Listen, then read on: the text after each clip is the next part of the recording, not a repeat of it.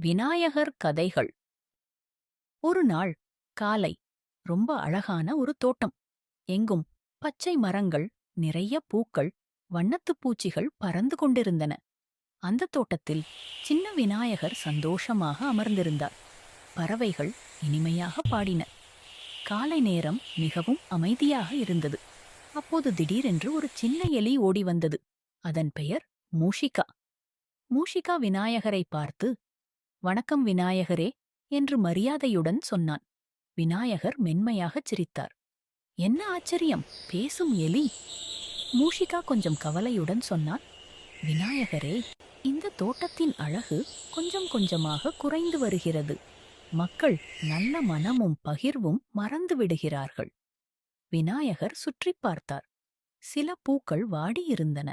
அவருக்கும் சற்று வருத்தமாக இருந்தது.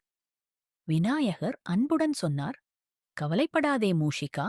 நல்ல மனமும் கருணையும் இருந்தால் எல்லாம் சரியாகிவிடும்." அவரைச் சுற்றி மென்மையான ஒளி மின்னியது. விநாயகர் ஒரு நல்ல முடிவு எடுத்தார். விநாயகரும் மூஷிகாவும் பூங்காவிற்குச் சென்றார்கள்.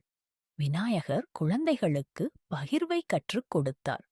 பெரியவர்களுக்கு உதவி செய்தார். எங்கும் சிரிப்பும் சந்தோஷமும் பரவியது. அன்பும் நல்ல மனமும் இருந்ததால் அந்தத் தோட்டம் மீண்டும் அழகாக மாறியது. பூக்கள் மகிழ்ச்சியுடன் மலர்ந்தன. வண்ணத்துப் பூச்சிகள் மீண்டும் பறந்தன. இயற்கை முழுவதும் மகிழ்ந்தது.